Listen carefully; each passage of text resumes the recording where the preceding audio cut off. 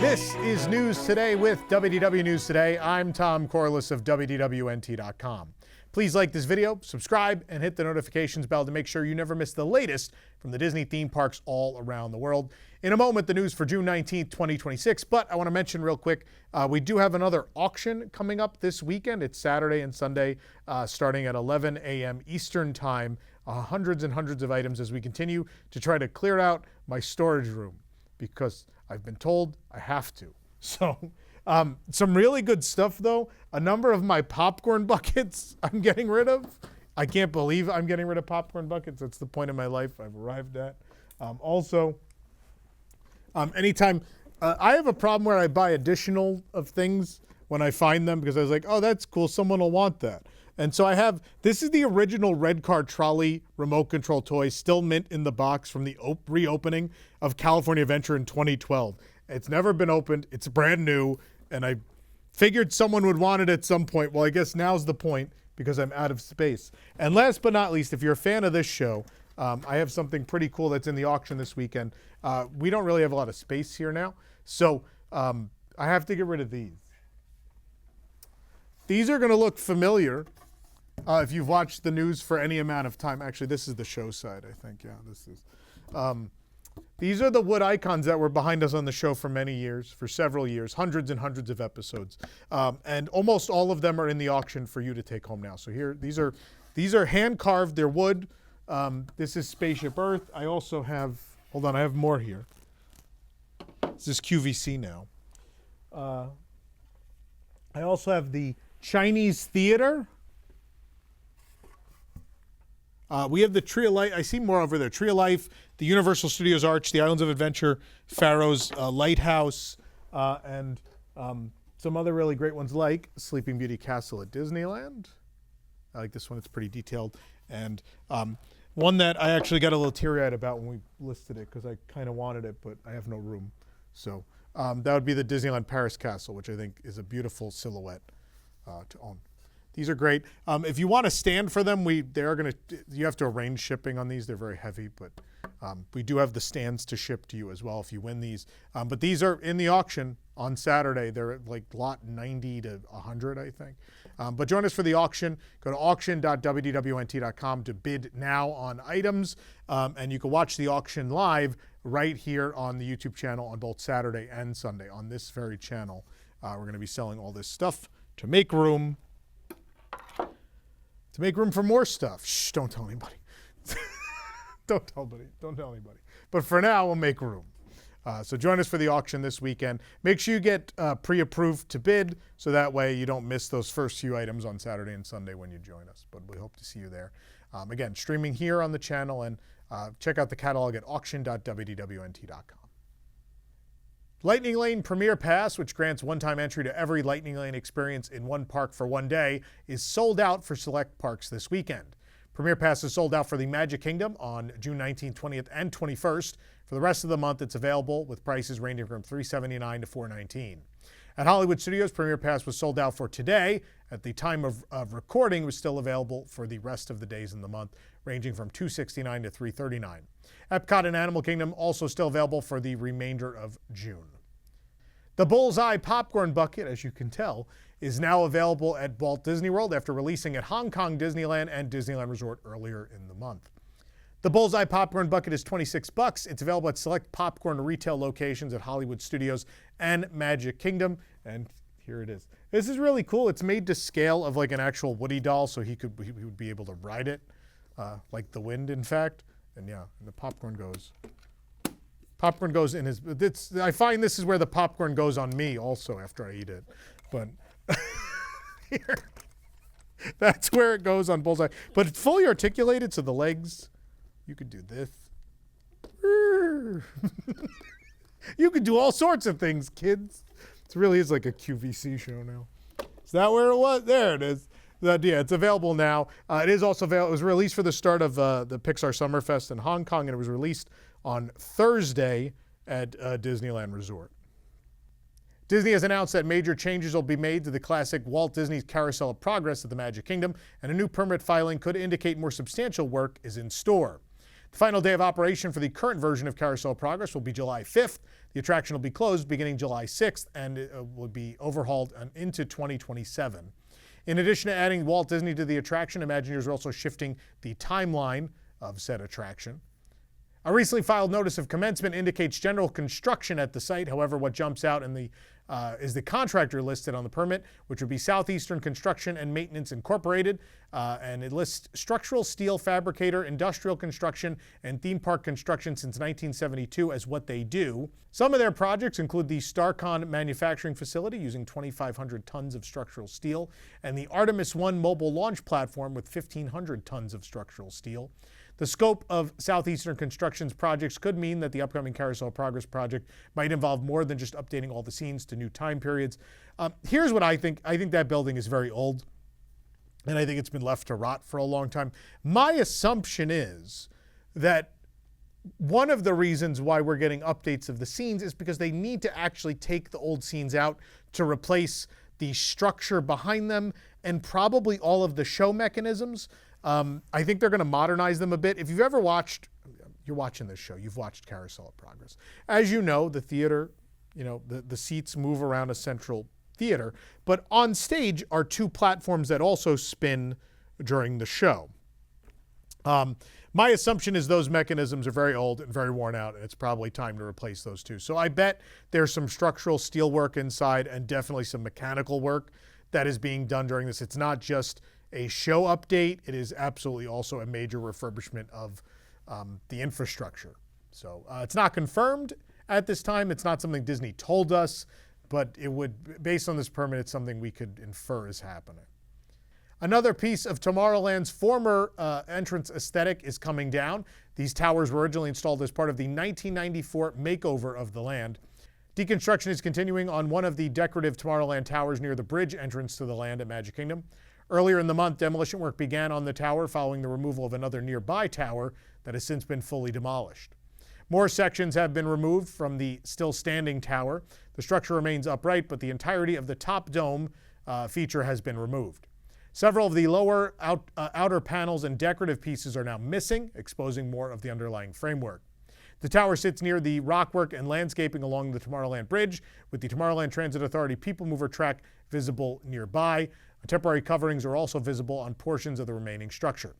Last month, a permit was filed for the Tomorrowland Bridge, which we realized it seemed unlikely, given that that sign was relatively new and the bridge seemed to be in good shape, that anything was being done there demolition-wise, but now we have figured out that it's obviously for all these decorative pieces along the shoreline. I've ranted about this on a show already, but this weird in-between Tomorrowland that kind of has the 94 stuff and kind of has the 71 colors is weird. And I don't think 70s Tomorrowland's aesthetic works today. I think we have been accustomed throughout the golden age of Imagineering, which for me is truly the 80s and 90s.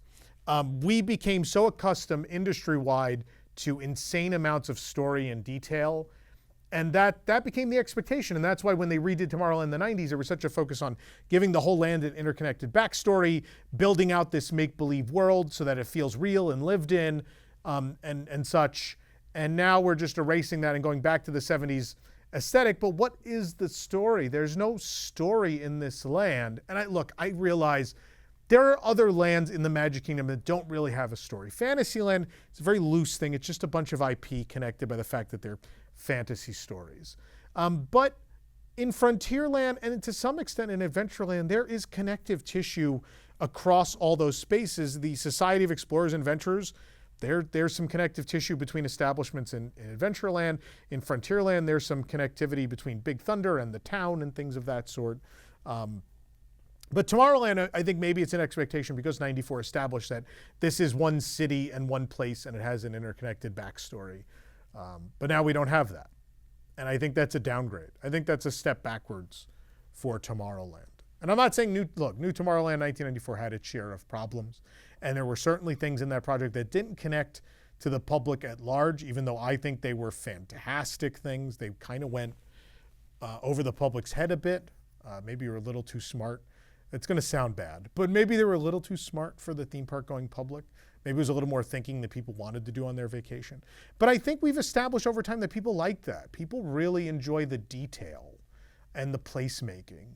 And so to take a lot of that out of Tomorrowland and for Tomorrowland just be clean, white, futuristic looking buildings from the 70s, and I don't know, doesn't work for me. I'm not crazy about it. Over the past several months, through a close collaboration between teams across Walt Disney World, Cinderella Castle was refreshed and restored to its classic look. We now have a behind-the-scenes look at the team that helped make it possible. A team of skilled painters has transformed the castle back to those more classic colors inspired by its original 1971 look at Magic Kingdom. Guided by a team at Walt Disney Imagineering, the project reflects the craftsmanship required to maintain one of the most photographed structures in all the world. For Nathan, the associate project manager with FAM, this project is something even more personal. He started his Disney career as an intern just a few years ago, and now for the past several months, he has helped oversee the repainting of the castle, guiding his teams on one of the most visible projects at Walt Disney World.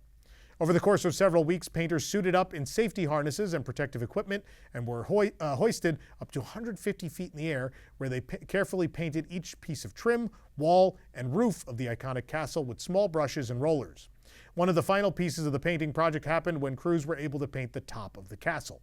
For Nathan, it was a career-defining moment. Quote, 5 years ago, I was not even working for Disney yet. Now I drive into work and get to say I helped manage the work on Cinderella Castle. That's something I'll carry with me forever. It's truly a dream come true, and it gets me excited about the potential of what else I can do while working here. That's a pretty cool thing. I mean, you got to put in perspective. I know we live in this Disney bubble. It's a place that feels like home. It's very personal to us. And because of that, sometimes I think we lose sight of the fact that just like the Eiffel Tower, the Empire State Building, the St. Louis Arch, the Grand Canyon, all these, this is one of the most photographed spots in the world. And of the man-made structures, it is one of the most iconic, period. It's crazy when you think about just how important and recognizable that structure is to the entire world. So far beyond every other thing we talk about on this show or see on a Disney vacation. That castle is the most important thing in all of Walt Disney World. And so, yeah, touching the paint on it, it's a really big deal. It's pretty cool. Disney Vacation Club members attending Mickey's Not So Scary Halloween Party this year at Walt Disney World have a chance to take home a special keepsake. From 6 p.m. to 10 p.m. on party nights, eligible DVC members can head over to McKim's Mile House, a member lounge in Frontierland at the Magic Kingdom, to pick up a special Halloween keepsake. Members must have a ticket to the party. I don't know how well, I guess you could still kind of be in there at 6 o'clock. But you have to have a ticket to the party to receive the keepsake. Daytime admission will not be eligible. Please note that the lounge space will be closed for regular amenities and services during the event. Additionally, keepsake options and experiences are subject to change. But DVC members who are eligible for membership extras qualify for the keepsake. The member and up to 4 accompanying guests with party tickets can stop by.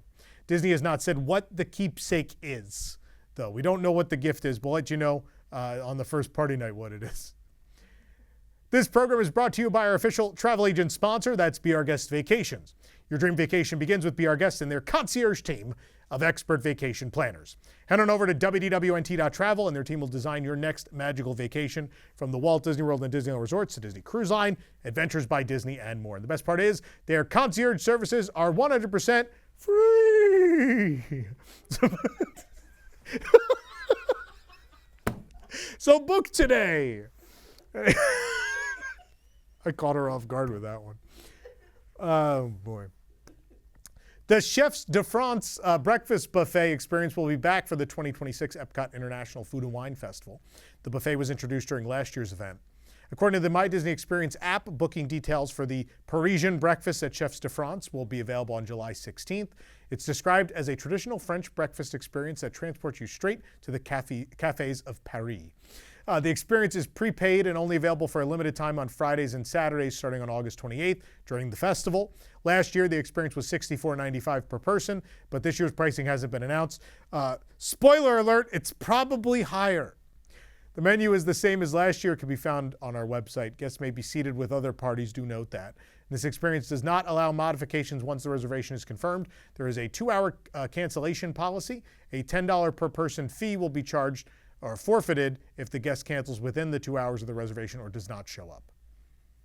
4 Patina restaurant employees who work in the Italy Pavilion of EPCOT are demanding Patina pay them $134,449.72 for years of alleged wage theft. This is the latest in a years-long fight by Patina Restaurant Group employees to improve their working conditions. Patina employees La Quinta Hurly, Ismael Gonzalez, Bernice Rodriguez, and Jennifer Quinones were joined by Congressman Maxwell Frost and State Representative Anna Escamani at a Unite Here Local 737 press conference on Wednesday, June 17th. The 4 workers sent Patina a formal demand letter seeking payment within 2 weeks.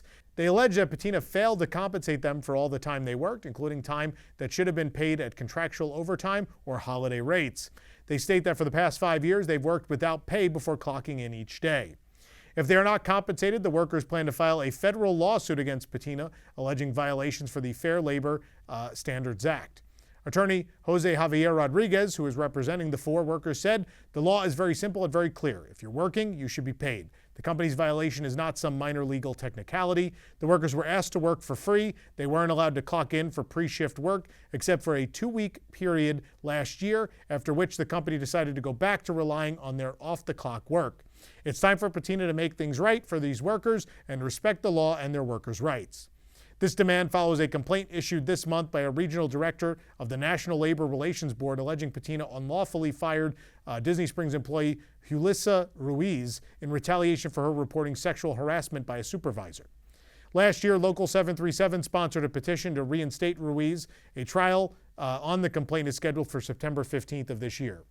Quote, "Part of why I started organizing my union is because I want all women to be paid fairly and to be able to speak up at work," said Ruiz. Patina operates Tutto Italia, Tutto Gusto, and Via Napoli in EPCOT, as well as multiple Disney Springs restaurants. This is just the latest work complaint in a long list for Patina. Just seems to go on and on and on for them. And I wonder if Disney is going to step in at some point, because it just, I don't think a month goes by where we don't read some sort of Patina complaint from the employees. It looks like Disney is giving the American Adventure Pavilion in EPCOT some TLC ahead of the 250th anniversary of America. Columns at the building's main entrance are covered by tall white boxes. Such boxes are usually used to cover refurbishment or construction work, maybe even painting. The white boxes cover 4 columns to the sides of the entrance doors. It's possible these are being fixed up. And again, it's possible they're preparing for special decor for America 250. We don't know at this point, but either way, it's nice to see it happening. The Acrobatico balancing act, originally from EPCOT's France Pavilion, is currently performing in the Italy Pavilion, apparently as a temporary replacement for master juggler Sergio. Acrobatico debuted last year, and the show ran for a limited time at the France Pavilion during the Food and Wine Festival. It returned this week in the Italy Pavilion. Performances are scheduled through Saturday, June 20th, according to the Walt Disney World website, although the website still states it's happening in the France Pavilion, so it's not much to go by. The show has a different performer from last year. She does not wear a beret because, you know, that's French. So, yeah, there are more Italian details instead. It's also more or less the same balancing act, though. You can watch the show on the WDWNT POV channel if you would like to see it in its Italian setting.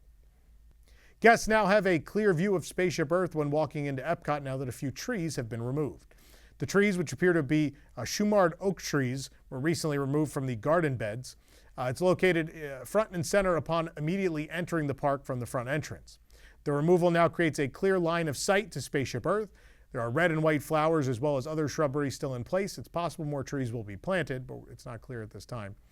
Pictured is what the area usually looks like with the trees there. And when these trees are in full bloom, the view of the lower half of Spaceship Earth is obstructed. It's kind of hard to see it. It feels like you should be able to see Spaceship Earth from this point, so I get this change. Not sure if new trees are coming or someone just realized this was a necessary change. Also, they just took out the displays from Flower and Garden, and maybe this was a connected effort to that. Set to open on July 1st, La Poutinerie at EPCOT now has even more signage installed around it. Since our last update a few days ago, several new additions have been made. One of the additions we spotted was the bases for the menu boards on the right-hand side of the eatery. These black boards say, "Ready for taste-off." At the top, a nod to the sponsor, Air Canada. The eatery is also flanked by a series of decorative posters about, of course, poutine. The decorative poster on the left side shows World Showcase and reads, "Poutine around the globe," with the Hosted by Air Canada moniker on the bottom. Meanwhile, the 3 posters on the right are all about poutine, showcasing Quebec, its birthplace, the food itself, and a Canada to the World EPCOT-themed poster. We also spied menus posted near the stand. The menus were revealed earlier in June. On the far right side of the eatery, near the decorative posters, we also saw a new Enter sign and some colorful flower boxes as well. Crews have been installing steel framework for the Harryhausen's facade that closely resembles the concept art, and concrete for the entrance columns has been revealed at the Monstropolis construction site at Disney's Hollywood Studios. Centered in the photo, the white structural steel sections have been added to the brown steel I-beams that were reported on previously. With the addition of these, we can now see how it matches the shape of the facade in the concept art and in the movie, for that matter. Fresh hardened concrete has also been revealed from the forms that have been in place since June 9th. In this photo, you can see the 4 columns that will make up the entrance to Monstropolis, the city frightful. A worker on the middle right column is actively removing the form to reveal the concrete column underneath. The column on the far right has had its form fully removed, while the 2 on the left have not. The Hollywood Brown Derby at Disney's Hollywood Studios is apparently getting an exterior refurbishment. Rolling planters and scrim have gone up around the patio. The patio, of course, is not part of the formal restaurant. It is the home to the Brown Derby Lounge, which is currently moved next door. They're taking up the former space of the Starring Rolls Bakery for the time being. It's unclear how long this work is going to be and what exactly is being done, but nonetheless, work is underway. But don't worry, Brown Derby Lounge serving its usual menu, just steps away for the time being. We'll let you know when they're back in their home and what's changed when it happens. The permanently closed Indiana Jones Adventure Outpost is now being used for Caricatures at Disney's Hollywood Studios. The store, which offered a variety of merchandise and apparel, closed for good back in March of 2020. I wonder what happened. It briefly opened in 2023 as the limited-time beverage outpost called the Den of Destiny. It's located just off of Echo Lake near the Indiana Jones Epic Stunt Spectacular, but now it's being used as a character station. Unfortunately, the cast members have to stay outside of the closed store to do this. And if you know what the heat's been like in Orlando this week, you can understand why that's unfortunate. This is weird. Why don't they get to use the inside? Why can't they go inside? I don't get this. It's weird.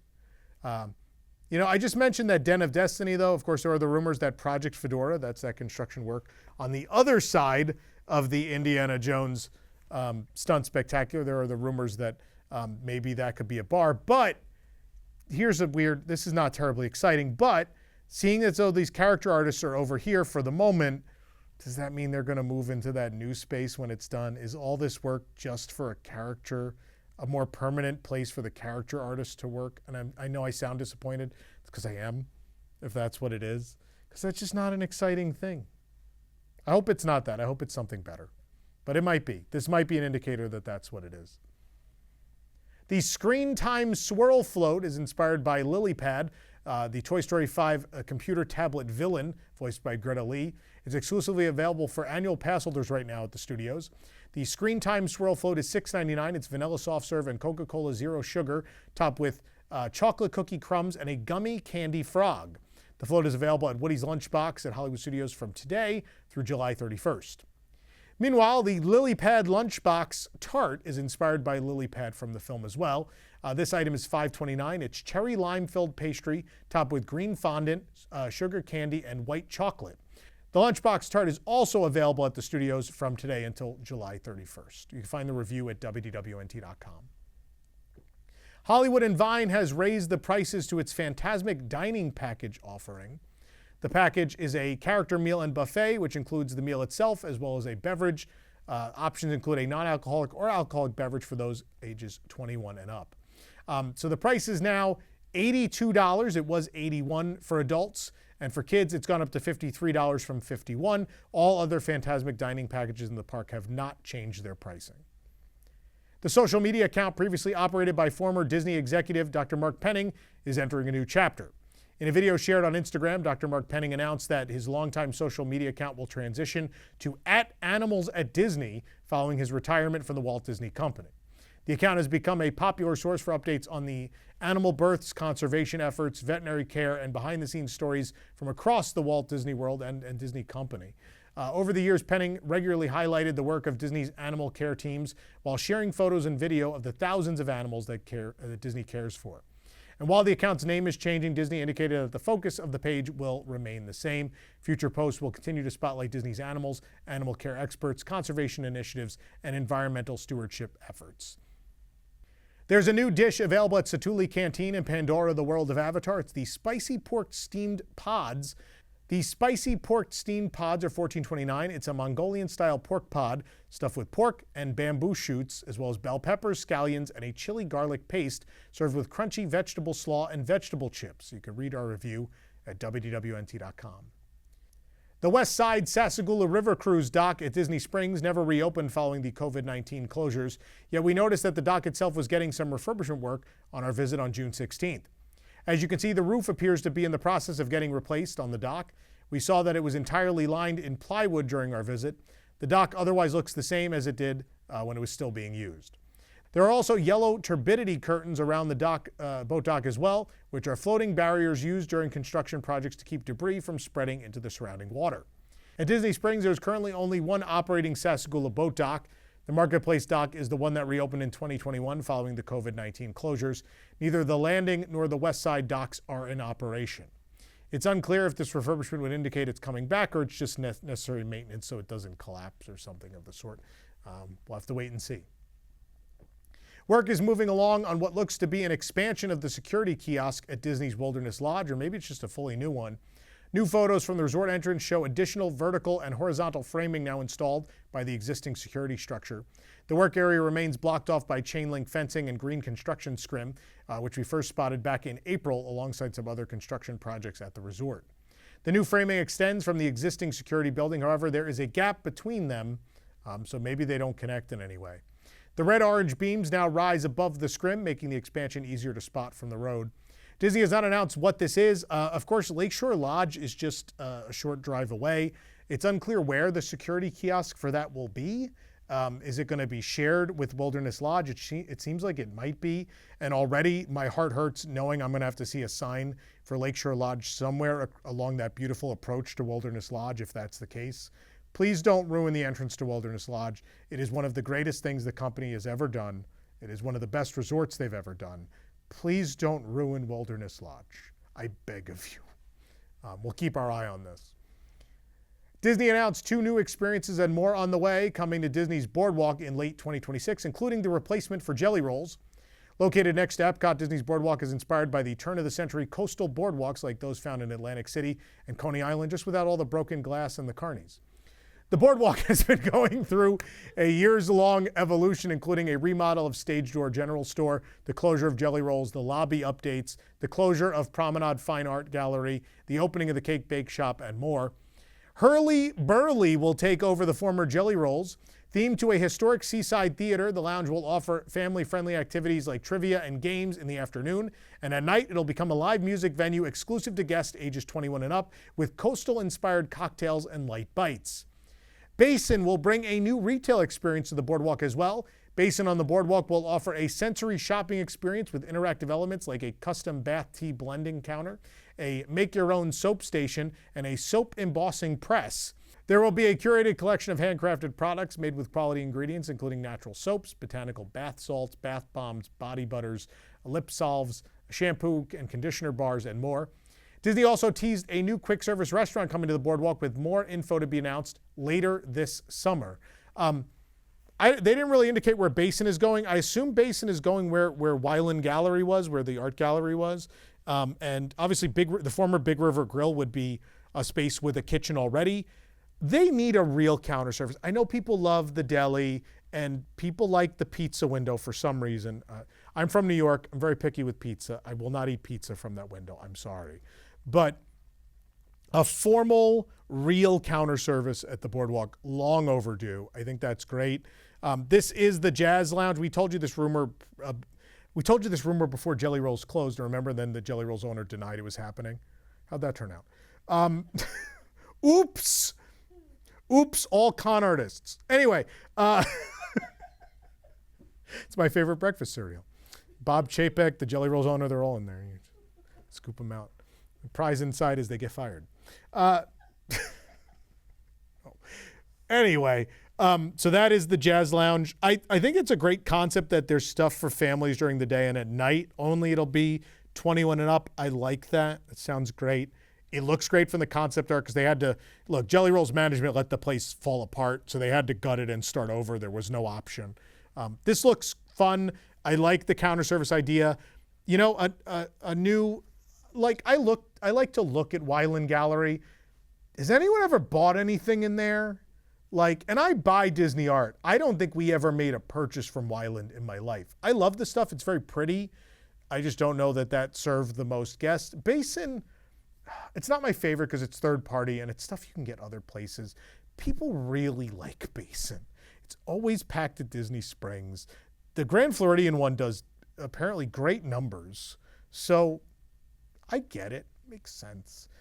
I hope they do a pretty themed interior to the Boardwalk. I hope they go like 1920s style. It could be a great interior, at least, if not a product that appeals to me necessarily. But all these changes sound positive. I'm glad we finally have clarification on them, and I'm glad things are underway. Disney Springs has installed warning signs near all the resort bus locations indicating the upcoming change to resort transportation service. We also saw signs near the Sassagoula River Cruise boat dock. The signs indicate that the forthcoming resort verification process to utilize Disney Springs buses will begin on June 28th. The signs read, as you guessed, beginning June 28th, Walt Disney World Transportation Service from Disney Springs to Disney Resort Hotels is for guests staying at a Disney Resort Hotel or visiting one with a valid dining or experience reservation. These signs arrived just days after we confirmed that Walt Disney World is cracking down on non-resort guest use of the Disney Springs buses. The signs are also located near the docks for the Sassagoula River cruise boats as well. Non-resort guests will also not be allowed to use this transportation from Disney Springs anymore either. I know I wasn't here for this news. I'll weigh in on it now. I get the frustration from guests, but also I get, if I'm a resort guest, I don't want to wait for a second boat or bus because you decided to use my service. If I've paid the premium to be a resort guest and to use the resort transportation, I think that benefit has to be protected. And I'm going to prepare you guys for something uncomfortable. What if this happens to the monorails? What if this happens to the Skyliner? And what if it happens property-wide? I think that's something you need to emotionally prepare yourselves for and understand that it's the benefit of staying on site. Look, it's great that we got away with it for as long as we did. It is. But I think it's been abused to an extent, and there's too many people on these transportation methods. There's too many people using them, and they have to, in some way, make the resort guests happier. And yeah, look, this is not a change in a park that benefits the resort guest over the regular guest. This is purely a change that affects transportation wait times to and from resort hotels. So we could fight all day about unfair advantages that resort guests may have been given in a Disney theme park over a regular guest or standard guest, if you will. But this is not one of those cases, and I get it. And look, I'm not regularly a resort guest, and we've certainly many times utilized the bus to and from Disney Springs to go resort hop or things of the sort. And so, yeah, it's a shame that it won't be available, but at the same time, I don't have a real good argument for my case. I don't have a real good case. And honestly, like again, if I have a dining reservation, they'll take me anyway. So if I have booked a dining reservation and I'm going to Port Orleans to eat at Boatwright's, they'll take me. So that seems fair. You let me know in the comments. I know a lot of you are angry about it. I know a lot of people aren't going to agree with me, but I don't. This isn't one I'm up in arms about. The Columbia Sportswear storefront at Disney Springs will reopen next month after a major remodel. According to the Columbia website, the store will reopen on July 24th. It's been closed since May 27th. There was a permit filed. It seems like it's a fairly major remodel. There will be a new look according to their website, but we don't know exactly what it's going to look like, but we'll know when it reopens in July. Walt Disney World has released a new Spirit jersey for adults featuring famous icons of Disney's Hollywood studios. This is $79.99. It's in light blue with a small logo of Disney's Hollywood Studios printed in white on the front.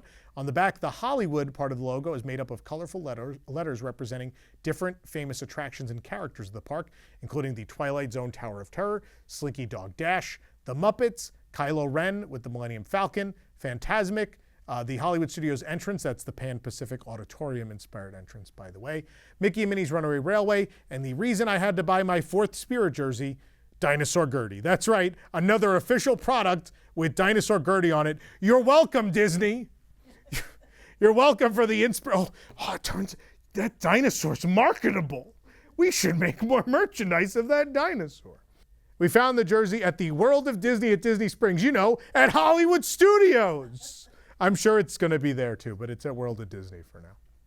Also today, I want to mention Carousel of Products at carouselofproducts.com because we have a sale going on. But before we get to the sale, I want to tell you about this guy, our pin and magnet of the month. It is the GOAT Chewing the Dynamite from Big Thunder Mountain Railroad. Available now. Make sure you sign up before we run out of these because they're moving. This has been the most popular one to date. But we do have a sale going on. These great shirts, the Rock and Roller Coaster Button-Up, the Spaceship Earth Moonrise, and the Electrical Water Pageant 55th Anniversary. If you buy 3, you get 20% off. So if you buy the 3, you can save 20%. In addition, any orders of $69 or more, there's free shipping right now, and 10% off everything else except for the subscription services. 10% on everything else on the store, carouselofproducts.com for a limited time. I don't know the end date, but it's just buy something this weekend. Don't miss out on the sale. Don't pay more if you don't have to. Of course, I also want to mention Wayback WED. I think we have about 5 VIP tickets left at this point. There's not a whole lot. General admission still available as well. Wayback WED is our biggest ever gathering of Disney Imagineers and creatives who made the places we love so much. We're going to be celebrating so many great attractions all around the world, but mostly focused on Walt Disney World, in fact. That's October 2nd and 3rd at Disney's Contemporary Resort, and you have to be a WIGS member to register. There is a free level of WIGS membership, though, if you want to join us. But do note that the higher up you go in the WIGS categories, the more of a discount you get, so keep that in mind. But October 2nd and 3rd, Disney's Contemporary Resort, 2 days of incredible panels with never before seen stories, never before heard stories, never before seen art, and so much more. We're very excited about this new annual event for us. And last but not least, I want to mention our Learn the WED Way Masterclass series. In July, we have Jimmy Mulligan coming. James has done incredible art for Lorcana, Disney Comics, and so much more. This is an expensive one because you'll actually be painting with him. So it is a hands-on painting seminar with James Mulligan. That's why it's a little more expensive because we need to provide paint and a canvas and all the things you need to paint along with him. Of course, he'll also be signing, so if you want to get your Lorcana cards or things signed by Jim, he'll be able to do that at the event. And then in August, the one I'm really excited about is the photography masterclass. We're going to learn from a gentleman who spent many years at Walt Disney Imagineering, documenting attractions and so much more, all about photography. It's a 2-day one, and it's pretty intense and very exciting. So check those all out and all of our events at events.wdwnt.com. Disneyland now has a firm deadline to retire the gas-powered vehicles aboard the Autopia, with the attraction required to transition away from gasoline engines by February 1st of next year. According to KTLA, Disneyland must retire the gas-powered vehicles by February 1st, 2027, under an agreement with the California Air Resources Board. The deadline provides the clearest timeline yet for the future of the classic attraction, which Disneyland has already announced will be converted to a fleet of fully electric vehicles. Disneyland officials previously stated the resort is currently designing, engineering, and testing a fully electric Autopia fleet. And while the attraction is expected to receive a significant update as part of the project, Disneyland has not yet announced when Autopia will close for the conversion or when the attraction will reopen. Or I'm going to say this much, I'm not sure, does it have to close for it? Do we know that for sure? I don't know, but it's at least going to be by February of next year. After being closed for over a month for refurbishment, Pirates of the Caribbean will reopen next week at Disneyland. According to the Disneyland website, Pirates will be back on Friday, June 26th, 2026. We'll be there to cover it. Pirates and Blue Bayou were both closed for a while, but Blue Bayou reopened with just a wall for people to stare at, which is an embarrassment. Don't do that. I can't tell you how many TikTok or Instagram reels I've seen in the last couple weeks of people complaining that they're eating next to a construction wall at Blue Bayou. So maybe just don't reopen until the walls are down next time. But we'll take you aboard Pirates of the Caribbean next week when it reopens at Disneyland. Disneyland Resort has 2 new patriotic collectible medallions available for the 250th birthday of America. The designs are in the machine located at the entrance to the Candy Palace on Main Street, USA. There are two patriotic designs. One features Mickey in his red, white, and blue tuxedo. The second depicts Minnie in a matching dress and bow, and around them are yellow-orange stars. The back of each medallion has a Happy 250th design with both Mickey and Minnie alongside Sleeping Beauty Castle, and the medallions are silver. One medallion will be $8, and you could buy 4 for $30. I'm not saying all 4 are $30 because what you could do, I don't know if people know this, is you could buy any 4 for $30. You don't have to go 1, 2, 3, 4. You can, and I know this because as an avid collector of these, sometimes only 1 or 2 new designs end up in a machine, and I have to buy them, and I choose to do the buy 4, and then also I have to buy them for my father because he's a large child like me, and so I end up, 2 new designs, I'll get 2 of these and 2 of those, and you can do that. Keep that in mind. We're not sure how long these will be available. The 250 celebration is not really supposed to be just for the summer, but it's unclear how long these will be available.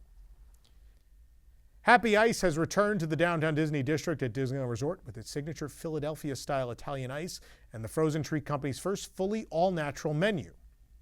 It's located near the live stage, Sunglass Hut kiosk, and the Parkside Market. A large crowd was gathered for the opening, and tape was used to create an organized queue line. Many people wanted to try it. The menu features new specialty flavors. Kids' cups are $8.50, regular cups are $10, and large cups are $12. Here are the flavors available. There's the Cloud 9, which is watermelon, lime, blue raspberry, and pineapple. There's Rainbow Rocket, which is every single Happy Ice flavor. Summertime is mango, strawberry, and watermelon. The All-Star is cherry and blue raspberry. The Time Machine is cherry, mango, and Dole pineapple. Add-ons include condensed milk for $2, a chamoy for $2, and ice cream for $3. The downtown Disney District location has Happy Ice's first fully all-natural menu featuring handcrafted Philadelphia water ice made with real fruit, pure cane sugar, and premium ingredients free from high fructose corn syrup and artificial dyes. Guests will also be introduced to the Joy Lotti, a new layered dessert featuring Italian ice, vanilla sweet cream, sauces, fresh fruit, and nostalgic flavors such as banana pudding and strawberry shortcake. These will be $13.95 and include the following. There's a peach cobbler, which is peach ice, peach sauce, peach chunks, and ice cream. Banana pudding, which is banana ice, banana pudding, Nilla wafers, bananas, and ice cream. The strawberry shortcake includes strawberry ice, strawberry sauce, cake, crumble, strawberries, and ice cream. The company was founded in Los Angeles in 2017 and has expanded from a single food truck into a popular Southern California dessert brand known for its cheerful presentation and colorful frozen treats. So not actually formed in Philadelphia. Keep that in mind. Tokyo Disneyland recently tested the nighttime lighting on the new Space Mountain as captured on in video by ex-user Tachi0712. The video shows purple lighting along the edges of the new coaster's facade. So let me clarify something. They're testing the lighting.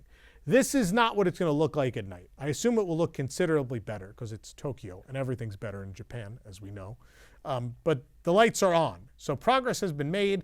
The rumor and innuendo, the word on the street is possibly April. I think this is going to open in April. That's not announced yet. That's not official. But yeah, it seems like they're chugging along at a good speed and we're not that many months away from the opening of the new Space Mountain at Tokyo Disneyland. Either way, they've promised sometime in 2027. For the absolute latest on these stories and all that didn't make it into today's show, be sure to check WDWNT.com and follow us on all your favorite social media platforms. You can also support the team behind the show and others by joining the WDWNT Interglobe Society at patreon.com/WDWNT. Get access to exclusive content, discounted show and event tickets, and more. Special shout out to our WIGS members watching who make this show happen every week. For the worldwide leader in Disney Parks news and my trusty horse Bullseye here, this is Tom Corliss saying enjoy the rest of your today and have a great, big, beautiful tomorrow.